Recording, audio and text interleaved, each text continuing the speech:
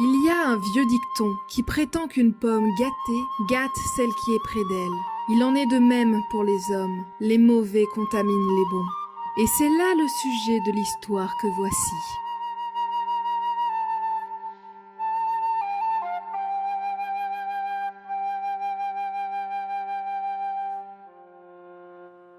Tout cela arriva il y a bien longtemps dans la ville de Choudoul, qui est située très loin sur le territoire de Louloua.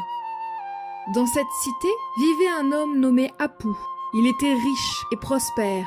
Ses troupeaux couvraient la campagne. Son or et ses trésors, une fois entassés, auraient atteint la hauteur d'une meule de foin. Bien qu'il ait été favorisé en ce qui concerne les richesses et tous les biens de ce monde, il n'avait pas de fils, et cela le rendait très malheureux.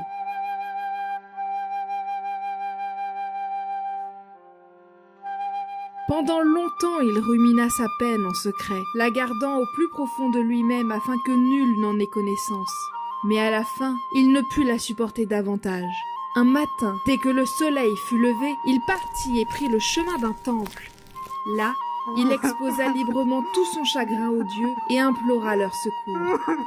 « Rentre chez toi, » répondirent les dieux. « Va dormir avec ta femme, alors tu auras sûrement un fils. » Apou était une âme simple, et il n'eut pas plus tôt entendu ces mots qu'il rentra chez lui aussi vite que ses jambes pouvaient le porter, et sans même prendre le temps d'enlever ses chaussures, il se mit au lit et appela sa femme.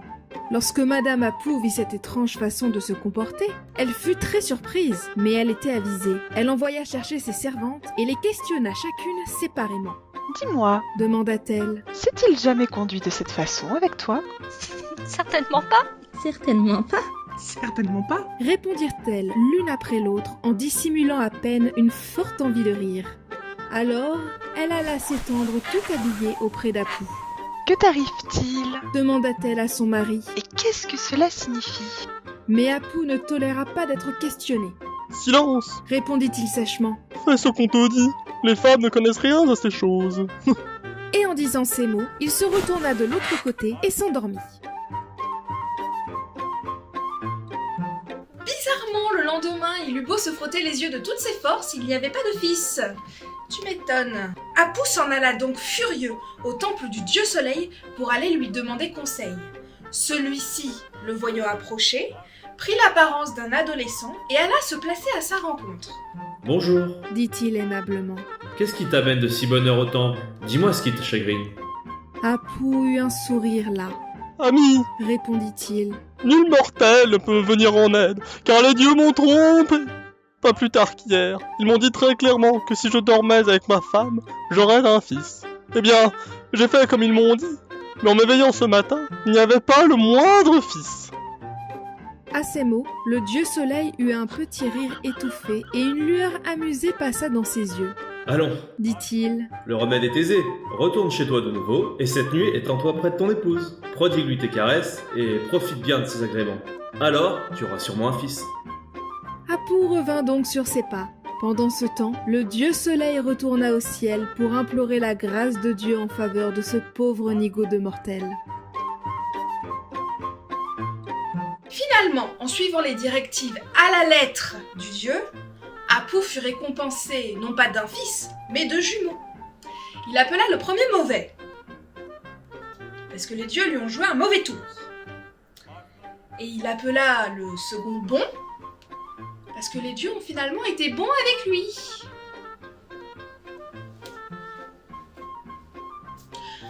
Voilà. La suite. Les deux garçons grandirent, et lorsqu'ils eurent atteint l'âge d'homme, leur père et leur mère s'en étaient allés à leur repos, laissant leurs biens à leurs deux fils. Un jour, Monsieur Mauvais vint trouver son frère et lui fit cette proposition. « Frère, dit-il, pourquoi serions-nous tenus de demeurer toujours ensemble? Allons donc chacun de notre côté, et que chacun s'occupe de sa propre affaire. » Monsieur Bon fut très surpris. « Pourquoi agir ainsi ?» demanda-t-il, pouvant à peine en croire ses oreilles. « Parce que, répondit calmement son frère, ainsi va le monde. Rappelle-toi la vieille chanson. Les monts en chaîne sont joints, mais les vallons les coupent en plusieurs points. Les eaux vont à la mer toutes, mais chacune suit ses propres routes. Les dieux sont tous d'essence divine, mais chacun en son fief se confine. » En entendant ces couplets bien connus, Monsieur Bon fut immédiatement convaincu, et les deux frères furent bientôt très occupés à diviser leur héritage. Dans l'ensemble, tout se passa très bien, jusqu'au partage du bétail. Il y avait 2 vaches, l'une dodue et forte, l'autre maigre et frêle. Mauvais clama alors qu'étant le premier-né, il avait droit à la meilleure part. Mais Bon refusa de se laisser faire et réclama une part égale à son frère, car les deux étant jumeaux. Ne pouvant se mettre d'accord, les 2 jumeaux allèrent au palais de justice pour demander au dieu Soleil de juger leur affaire.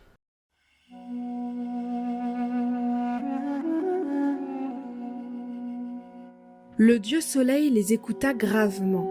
Puis, il caressa sa barbe. À mon avis, Dit-il enfin. Monsieur Bon a été frustré et il a le droit à un dédommagement. Frustré? Cria Monsieur Mauvais. Et la loi? La loi dit nettement que c'est l'aîné qui doit avoir la plus grosse part, et je refuse d'abandonner ma vache. Si mon frère Bon n'est pas satisfait, qu'il porte l'affaire devant une juridiction plus élevée, qu'il en appelle à la reine du ciel. En disant ces mots, il sortit brusquement du palais. Le dieu Soleil ne dit rien, mais un sourire entendu et malicieux se dessina sur ses lèvres.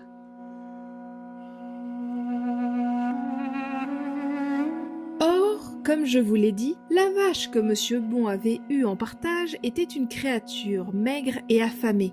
Un jour, le dieu Soleil regarda du haut du ciel ce qui se passait et vit à sa grande surprise qu'elle avait presque entièrement brouté la prairie.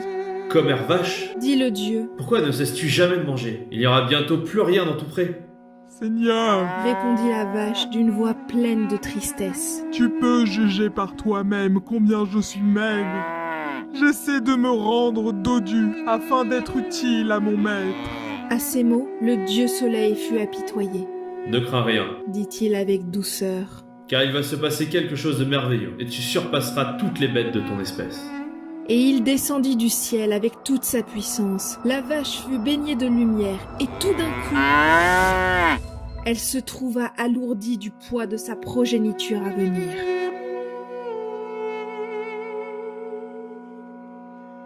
Neuf mois plus tard, son terme étant arrivé, elle donna naissance non pas à un veau, mais à un enfant humain.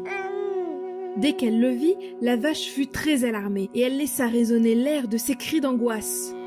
Hélas, hélas, Beuglait-elle. c'est un monstre que j'ai mis au monde. Voyez, il n'a que 2 pattes. Et elle secoua la tête avec fureur et se précipita en avant comme un lion pour dévorer l'enfant. C'est à ce moment-là que le dieu Soleil intervint pour empêcher la vache de tuer son enfant.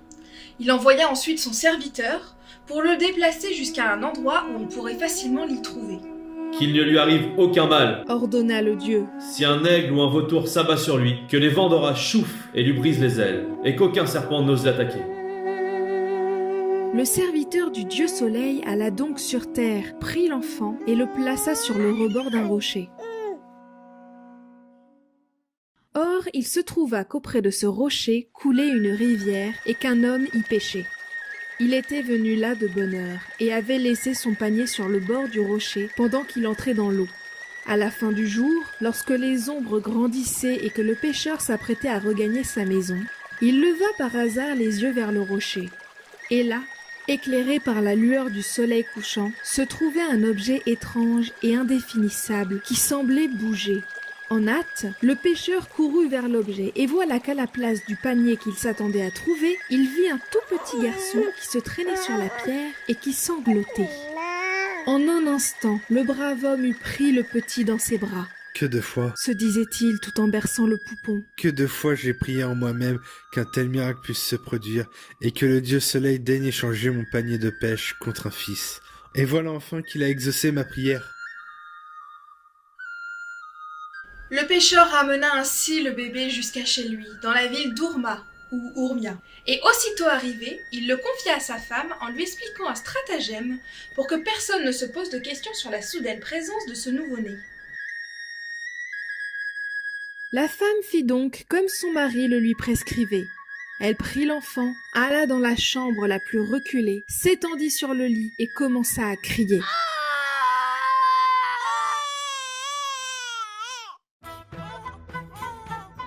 Et ma foi, la ville entière l'entendit, et chacun se dit aussitôt Oh ben regardez ça. Allons bon. Ça paraît ça. Incroyable. Voilà la femme du pêcheur qui est en train d'accoucher. Ben voyons. Bah tiens. Apportons-lui un cadeau. Et chacun de se hâter vers la maison, apportant en cadeau toutes sortes de provisions.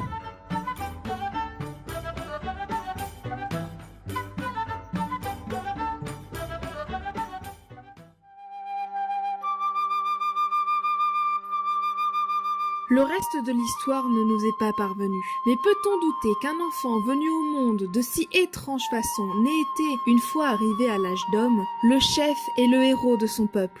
On peut supposer aussi qu'après bien des aventures, il revint enfin dans son pays natal et vengea Monsieur Bon aux dépens de son égoïste et méchant frère.